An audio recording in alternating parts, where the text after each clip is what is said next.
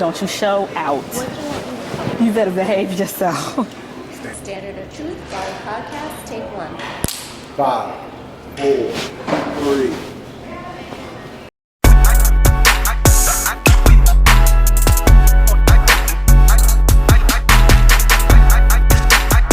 Grace and peace, you guys. April Chapman here with the Standard of Truth podcast, where we discuss all things social, cultural, political, and theological from a biblical perspective. You guys, we are on site in Raleigh, North Carolina, actually prepping for the Will You Go to Hell for Me private screening. And I thought, you know what? I need to catch Mr. Vince Everett Ellison on the fly to sit down for an in-person interview to talk about one of the main reasons why we are here showing this film is to educate the Black community and the American community at large on the Democrat Party, exactly who they are, why they exist, what their purpose is today, and how they are causing major problems, not just to Americans, but to Black Americans in general. But thank you, Vince, for sitting down with me today. How are you feeling?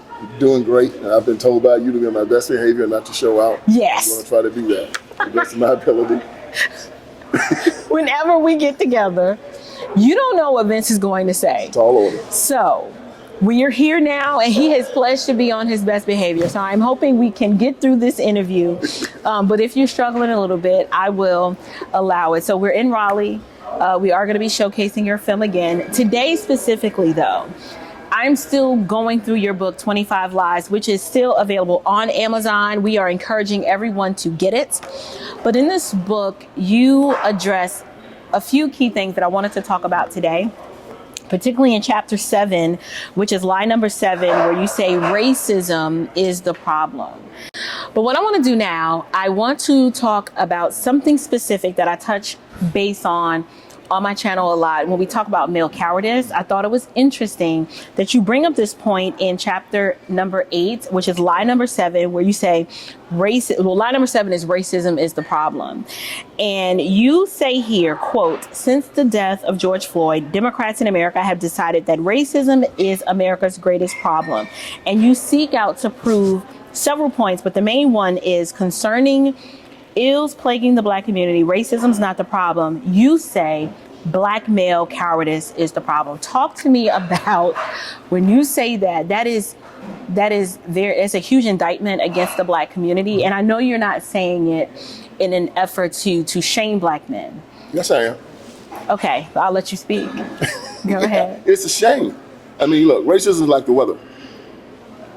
You can't control it. Right. You build a shelter. You know, like the weather, you build a shelter. Okay. You're against it. And when you have that shelter, you can control what's going on inside of it. You control the temperature. You can control what's going on there. You keep your goods and everything there. Racism is the same way. You can control what these racists do, but you can build a shelter against what they do. That shelter is Jesus in your 38. Right. And these racists respond to that. Just like the weather responds to walls and the roof, they will respond to you threatening to kill them if they bother you or yours. Right. And Jesus gives, and our Christian religion gives us the right to protect our property. What does the Bible says? How do you, that the strong man knew that the thief was coming to shake up his house. Right. He would have waited and would have allowed his house to be shook up. Right. But you first have to bind the strong man. Okay. And the strong man has been bound. They've made the Black man a coward. And then our history takes these cowardly Black men and they elevate them. John Lewis, Martin Luther King Jr., George Floyd, they're elevated and they want everybody now to be George Floyd. Ooh, I want to be George Floyd. I want to lay down and get the hell beat out of me by police. Right. So, but when you see yourself a strong man that stands up, like the Muhammad Ali's, the Malcolm X's, the ones that stand up, they don't get the statues. They don't get the names and holidays named after them. But when you find John Lewis, they got statues of him. You got the Birmingham children getting bit by the dogs. They got statues of them. The whole civil rights movement was a nonviolent movement. And Juneteenth, the day that white folks set us free, instead of like the 4th of July, was the day that white men, they just said we're free. They said we are free. And they beat King George down. Our history teaches us that Black men being enslaved, it was such a pity. They were just discriminated against. They were treated so badly. Right. instead of saying, why did these men allow themselves to be enslaved? The civil rights movement, where these men were being mistreated and where they wouldn't allow them to vote and where they wouldn't allow them to take care of their families. Instead of saying, why didn't these men stand up and fight? Instead, they said, ooh, the white man was so powerful and this white man was so strong that white male intimidation was the reason why black men didn't vote. And the flip side of white intimidation is black male cowardice. To give you an example about this. When I was a boy, I found out that the Grand Wizard of the Ku Klux, I just found out recently that the Grand Wizard of the Ku Klux Klan lived in my hometown of Brownsville, Tennessee. Right. He's the Grand Wizard of the Tennessee Klan. Of the state. Of the state. Okay. The Tennessee Klan had been, in the 60s, the FBI had said they were the most violent Klan faction in America. This guy was a Grand Wizard of the Klan. His name was Doyle Ellington. I found out reading a FBI report that Doyle Ellington was still alive in Brownsville today. I called my father, said, hey, Pop, Dad's 81 years old. Do you know Doyle Ellington? Yeah, I know him. Grand Wizard of the Ku Klux Klan. I said, yeah, Dad, why didn't you ever tell me about this guy? Where does he live? Does he live down the street? I said, you mean to tell me the Grand Wizard of the Ku Klux Klan lives down the road? And you never told me anything about this violent, dangerous man? He said, it was no consequence. I said, why? He said, what about maybe 56 years ago, Doyle was doing stuff, and I went to Doyle and I told him, if you ever touch me, I'm going to blow your TV brains out. In the story. I never had to worry about the Klan. I was never touched. I was never bothered. My father kept a gun. My father was not a coward. Therefore, we didn't even have a lock on our door. They were so afraid of my dad. And because of that, and after that, I learned that if you stood up like a man, if you looked them in the eye, if you told them to back down, there were many black men, many that stood up like that. Nobody bothered. Your dad was probably a brother like that. Nobody. Oh, yeah, my dad was crazy. Right. But they put out this false narrative that we were all got beat down. We were all cowardly. We were all scared. That was not what I saw. I saw cowardly men get beat down.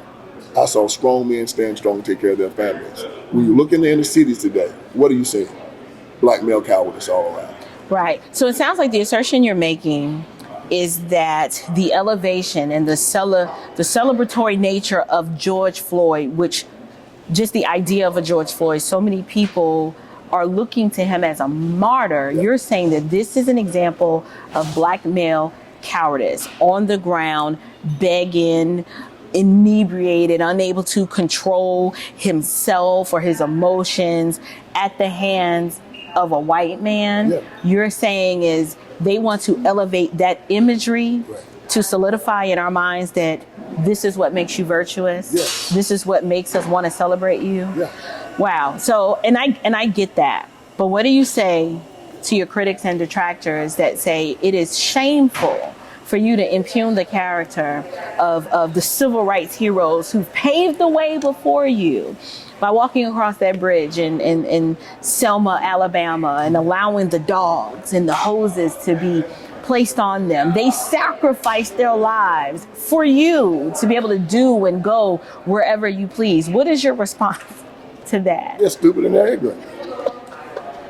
They have the minds of George Floyd, and they have the minds of a slave. That's exactly how they would deal with this. And they don't understand me, and I don't understand them. They will never understand me. It's not in them to understand me. They don't understand the person that stands up and fights back, that looks somebody in the eye and say, I'm not a victim. I am not under you. They don't understand that. They will say, ooh, you stop, you're going to get hurt. You're going to get hurt. And I'm like, hurt me. Right. They live in fear.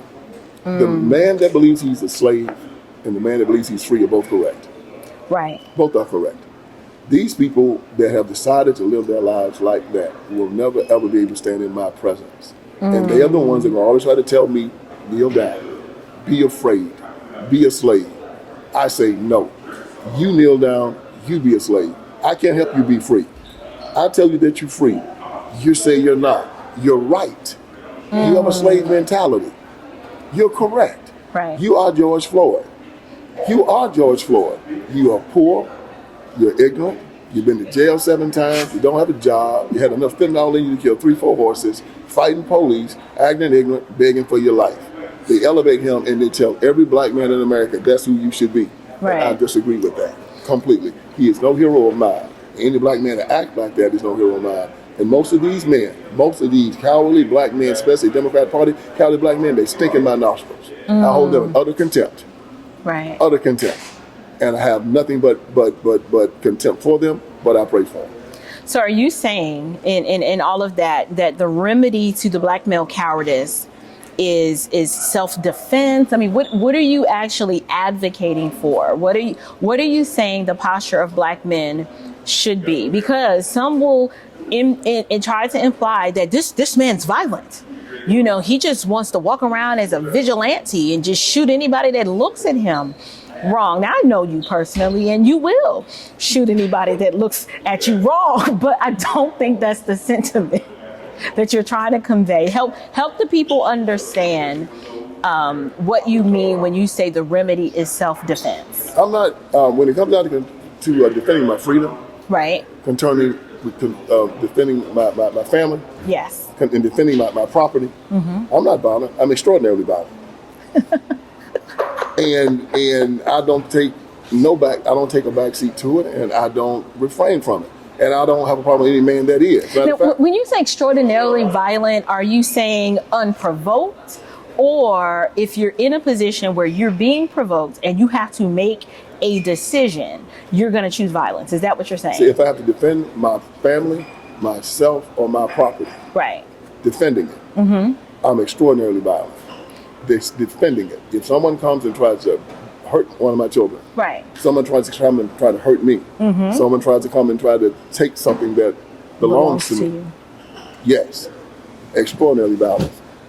And I don't have a problem with any man being that way, because I will never ever come to him and try to hurt him, take anything from him, or harm his family. Tell me more. I'm glad that you said that. You and I were talking recently, and you said that this was an innate response, right? It's like on site that this is an innate human response, and it should be the case. But for some reason, with black people, we are perfectly okay with championing gun control, all in the name of safety. Talk to me. Remember that conversation we were having about the mammals? Yes. And you were saying that is instinctive Right. for humans for protection and provision to protect themselves. But instead, and this is probably leaning into another topic that I had planned to go into, which was the civil rights movement, you said it was unnatural. Yes. The non-violent response Yes. just goes against everything that human nature says you're supposed to do. Talk to me about that. Yeah, John Locke wrote a lot about natural law Right. and the laws that nature's God gives us. Every animal is given a mechanism to defend itself. Right. It could, the bird flies away. The squirrel can run up a tree. The bear. The bear will claw you. The porcupine's got its, even the rose has its thorns. Everything has a way to defend itself. And when in nature, when you come to this thing, the defense mechanism comes up. Even the cobra would jump up and say, "Get back, get back." Right. And man has that in him also. But what happens, we have learned to domesticate animals, and we've learned how to domesticate man. The only two things that will voluntarily give us the right to self-defense: a slave and a pet. And they've made pets out of black men. And they made them voluntarily give up their right to self-defense. The police is chasing you, and you say the white man's trying to kill you. What is your remedy? Let me turn my gun over. You've seen a pet dog, when the owner gets angry, he slows down and just holds his belly. The slave would just lay down and let his master beat him. He would allow it. He would allow him to rape his wife and his children. This is because they made pets and slaves out of them. I'm not a pet, nor am I a slave. If you come to me, I'm going to deal with you. And Right. if we're two men, you should have no problem with that. You should have no problem with that whatsoever. I have no problem with a man walking around with a gun on his hip, because he and I are cool. I speak, he speaks. We're fine. Because I have no intention of violating any of this man's rights whatsoever. None. So I would have a problem in defending himself. I have none. And when I'm dealing with a police officer, same thing. If he's on the up and up, I'm on the up and up. We're fine. But I'm not going to be driving at 3 o'clock in the morning and I'm going and sit there and say that I'm going to trust you to treat me with respect. No, I'm going to demand that you do. And you're going to demand that I do. And we leave in peace. This has been driven out of black men. Completely driven out. And slavery drove it out of him. And then after slavery, when he had to use his Second Amendment rights, to protect his freedom. Then the Iron Triangle drove it out. The black preacher, the black politician, the black civil rights worker. Right. And they scared them. And they told them that if you want to keep peace with the white master, you got to make him believe that you are not going to harm him. That's the opposite of what is true. Right. You keep peace with him by letting him know that you will harm him. If he comes for you. If he comes for you. Right. And then he will leave you alone. But if you want to guarantee that you're going to get the living hell beat out of you, let people know that you will not fight back. And you can ask the Jews in Nazi Germany about that. You can ask the slave on the plantation about that. Because if we want to talk about this, how did Abraham Lincoln free them? With the guns. He sent black men and white boys down with guns. He did. While the slaves sat back and watched them fight, they came down with guns. And the way you keep your freedom is also with a gun. Mao Zedong said all political power comes from the barrel of a gun. All of it. And the civil rights movement was a game. They wanted to see who got the gun. If they wanted to change the hearts of their citizens, Christianity does that. Right. Christ does that, right? He changes your heart. But if you want the law, you get the law changed. And you come and put a gun to your neighbor's head. And you never change his heart. Right. It's coercion. And as we know, the people that use coercion never enter into the kingdom of heaven. Right. Never. You have a right to defend yourself, but you have no right to try to make someone else do what they do not want to do. It's amazing that you say that, because that was going to be my next point. In chapter 10, lie number 9, you actually talk about the civil rights movement helped blacks as a lie. Yeah. And so when I want to talk a little bit about why you are saying that the civil rights movement did not help blacks. And I've had this discussion with numerous conservatives that share our ethnic reflection. You know, they're black like us.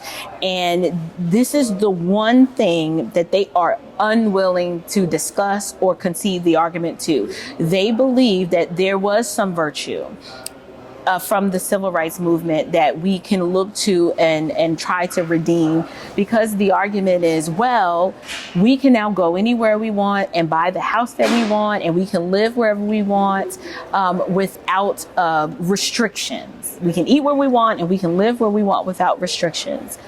Why do you say that the civil rights movement did not help blacks? Well, a tree is known by the fruit it bears. When you look at the numbers on the aggregate, you'll find we have more black men in prison. The family's been destroyed. The black educational system is junk. When you go to any big city, the schools are horrible. We have new problems: AIDS, drug abuse. It didn't even exist back then. The only thing it did was get a lot of Marxists and communists elected with a lot of melanin in their skin. But as far as helping black people on the aggregate, it did nothing. Wait, you're saying that the civil rights movement, this movement that's been lauded as the linchpin that freed so many black Americans, particularly in the South, you're saying that all it really did was give black people who were Marxist-minded more power, and since then they've retained that power, and they have such a strong arm and a grip with that power that they won't let it go. Yeah, the civil rights movement was a Marxist movement to start. Right. In 1956, Taylor Branch wrote in his book, America in the King Years, Parting the Waters, that the Comintern from the Soviet Union had given their communist implants in the civil rights movement and instruction to make the black community a direct replica of the Soviet bloc. Okay. They've done that. We have dictator worship, one-party rule, apostate religion, substance abuse, poverty, and they have complete control of us. Let me make sure I understand you. What Vince, it sounds like what Vince is literally saying is that the civil rights movement created a mirror image of the Soviet Union here in America within the black community. So this is this subculture where you talk about one party rule. When you say dictator worship, who's that dictator? Is it whoever's at the helm of the Democrat Party at the time? Yeah, whoever the congressman is, the mayor, they all just now they love him. I mean, they do. Jim Clyburn's been elected almost 40 years. Right, or Hank Johnson. Hank Johnson, they just elect them. They worship them. They worship them. And whoever the Democratic Party president is, they worship them. And they have apostate religion. They do. They have government control, government schools, government education, government medical care, police everywhere, state security force. Right.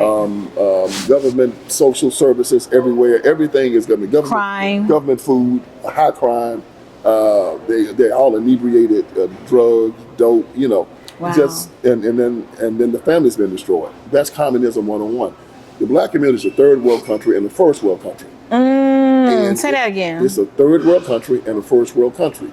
And a lot of people don't go down there. They don't. If you ever get the nerve to go, get your pistol and go and walk around and see what's going on down there. Trash, drugs, graffiti.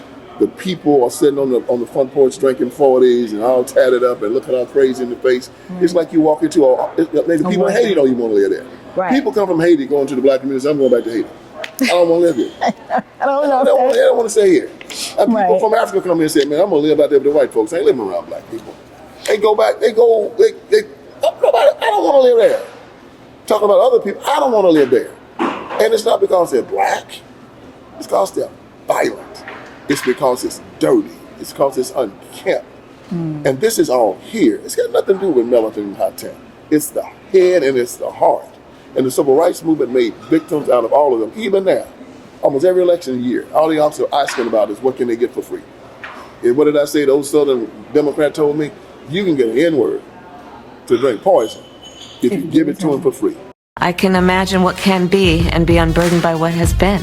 We don't want to imagine what can be, and we most definitely want to be unburdened by what has been. What can be unburdened by what has been. What can be unburdened by what has been. What can be unburdened by what has been. What can be unburdened by what has been. Rage against the leftical machine by grabbing brand new merch from the Unburdened America patriotic product line. We have shirts, we have mugs, and we have hats. We have everything that you need to demonstrate all of the reasons why you are not with her. So hop on over to the Standardoftruthpodcast.com/unburdened and grab your merch today.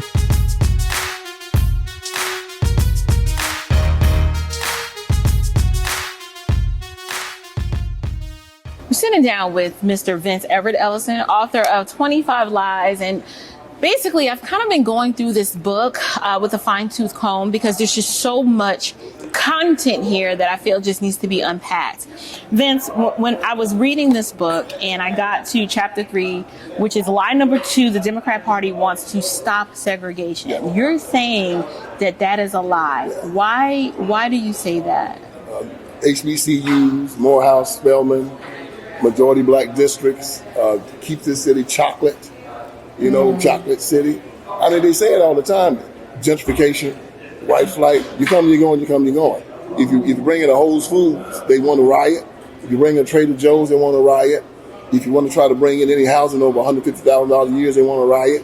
So they want to keep these neighborhoods black because black people run these neighborhoods. They run these ghettos. And they know if they bring in white people, they can't control them like they do.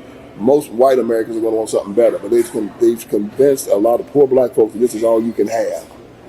And so they want to keep these ghettos of Detroit, Chicago, Memphis, New Orleans, San Francisco. They want to keep them poor. They want to keep them uneducated. They want to keep them afraid. They want to keep them destitute. And now when you look at the people that are in the state houses and when you look at the ones in Congress, all of them come from congressional black districts. If you want to make these jokers mad, you start adding white people to those districts. Let them they go to Supreme Court to keep these districts gerrymandered black.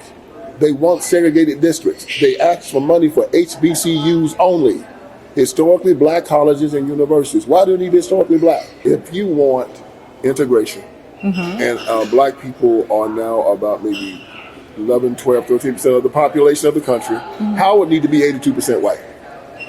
SC State does also.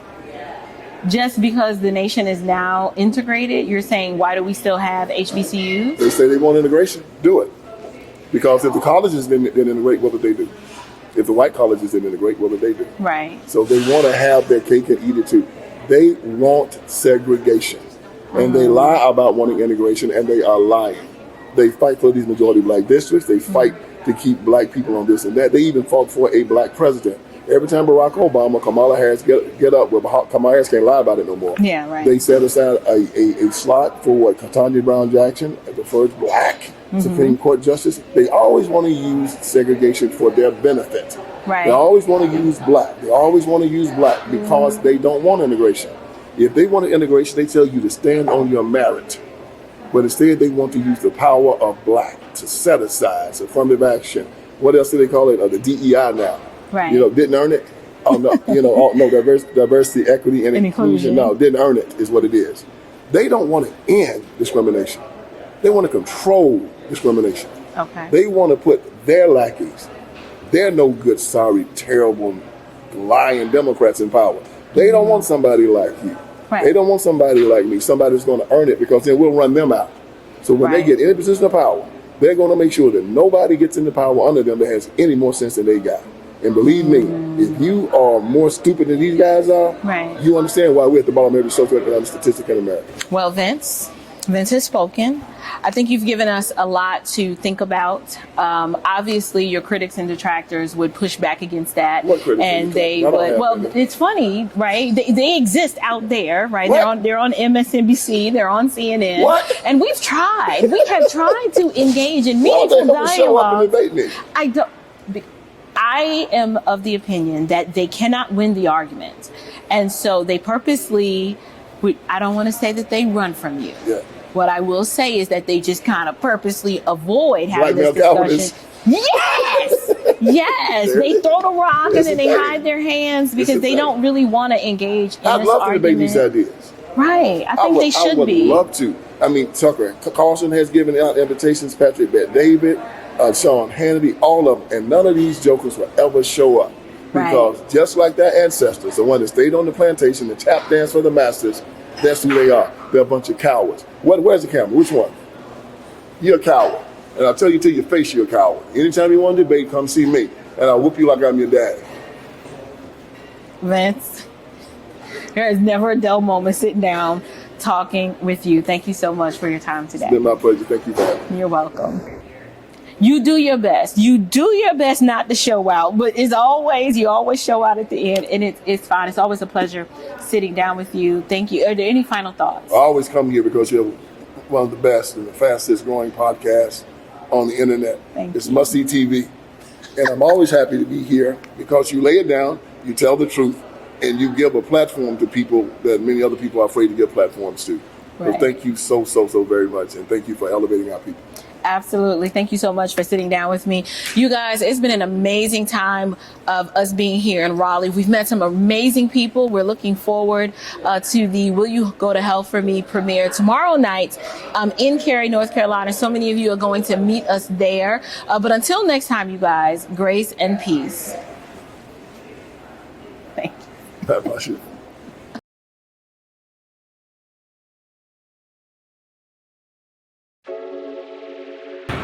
Chapman is a mess. This is on Vince today. Vince gonna have to carry the standard of truth. How about that? No, I'm Vince Ellison on the Standard of Truth podcast. Grace and peace, you guys. Now let's get this thing started. This is behind the scenes on the Standard of Truth remote set. I understand the concept of looking at. Do you want to run down on what we're gonna talk about? I want to really zero in on Chapter 8. Racism is the problem. Talking about George Floyd. And really quickly, I just wanted to jog your memory. Vincent's mic fell out. I'm sorry. Look at Vincent. It fell out like a snake in Vince. Put it in your pocket. Stuff it in.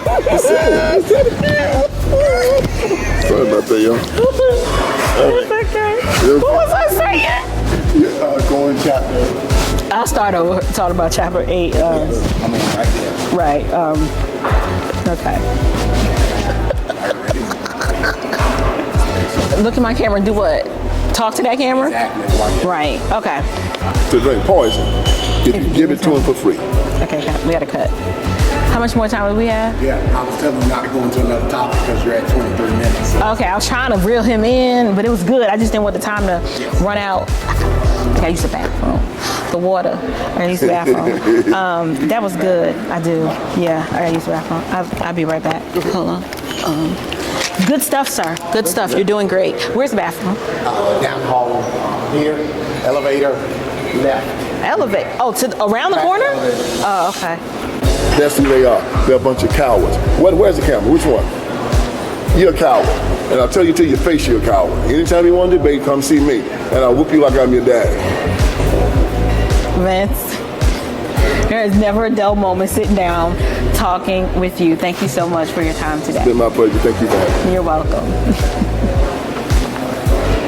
I don't know what to say. Is he crazy? I was like, wait a minute. That's how you end it? No, give me a minute. Yeah, okay. Let her come home.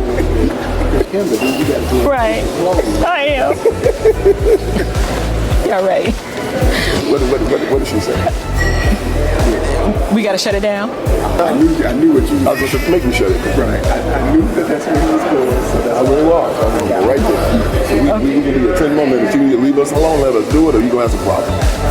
I knew that was coming. Always a pleasure. What? You can't cut it. You got to do that part. Thanking him again. Oh, okay. I got you.